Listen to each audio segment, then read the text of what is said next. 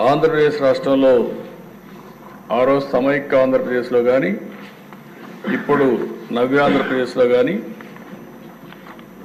మరే ఏ నేతకు దక్కని గౌరవం నాకు దక్కింది.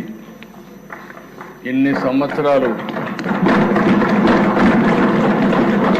సమైక్య ఆంధ్రప్రదేశ్లో 9 సంవత్సరాలు అందరికంటే ఎక్కువ ముఖ్యమంత్రిగా ఉండే అవకాశం వచ్చింది. 10 సంవత్సరాలు ప్రతిపక్ష నాయకుడిగా పనిచేసే అవకాశం వచ్చింది. అదే మరి ఇక్కడ ఒకసారి రెండోసారి ముఖ్యమంత్రిగా ఒకసారి ప్రతిపక్షంలో పనిచేసే అవకాశం ప్రజలు ఇచ్చారు. అదే ఇంకొక విధంగా దిశ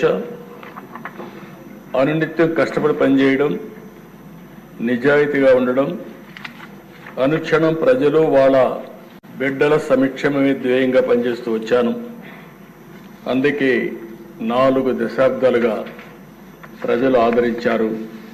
వాళ్లకు నా జీవితాంతం కూడా రుణపడి ఉంటానని చెప్పి మరొక్కసారి ప్రజలందరికీ విజ్ఞప్తి చేస్తున్నాను. కర్నూలులో హైకోర్టు బెంచ్ పెట్టాలని చెప్పి ఆ రోజు ఎన్నికల మేనిఫెస్టోలో చెప్పాం. దాని ప్రకారం నిన్నే కేబినెట్లో తీర్మానం చేసి అసెంబ్లీలో కూడా తీర్మానం చేసి అటు హైకోర్టుకి గవర్నమెంట్ ఆఫ్ ఇండియా కూడా పంపిస్తాం. వీలైనంత తొందరలో కర్నూలులో హైకోర్టు బెంచ్ రావడానికి ఈ ప్రభుత్వం అన్ని విధాల ప్రయత్నం చేస్తాం.